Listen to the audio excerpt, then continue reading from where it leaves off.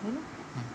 Hello बच्चों, कक्षा 12 विषय हिंदी, शीर्षक है पवन दूतिका। बच्चों, कल हमने बताया था कि राधिका अपने संदेश को भेजने के लिए पवन को दूतिका बनाती है और उसे जाने का मार्ग समझाती है।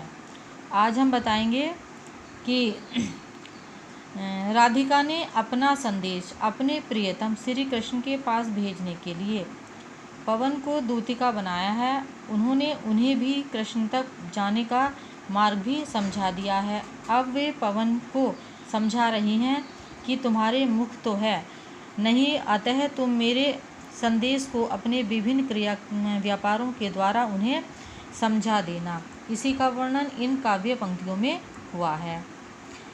व्याख्या। हे पवन, तुम्हारा मुख नहीं है,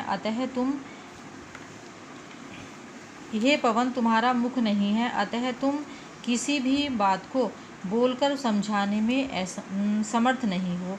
यद्यपि तुम्हारे भीतर बोलने का गुण नहीं है, तथापि तुम अपने क्रिया व्यापारों और कुशाग्र बुद्धि के द्वारा अपनी बात समझाने में सक्षम हो।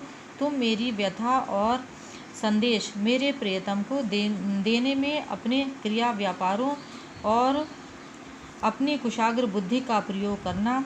बादल की कांति के समान सुंदर वर्ण वाले मेरे प्रियतम अपने घर में बैठे हों तो तू सबसे पहले घर में टंगे सभी चित्रों को ध्यानपूर्वक देखना।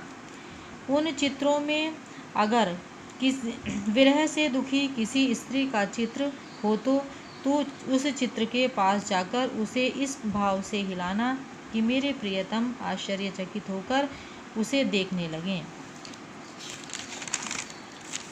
मुझे पूर्ण आशा ही नहीं बल्कि विश्वास है कि तुम उस गृहिणी के चित्र को देखकर उन्हें मेरी याद अवश्य ही आएगी।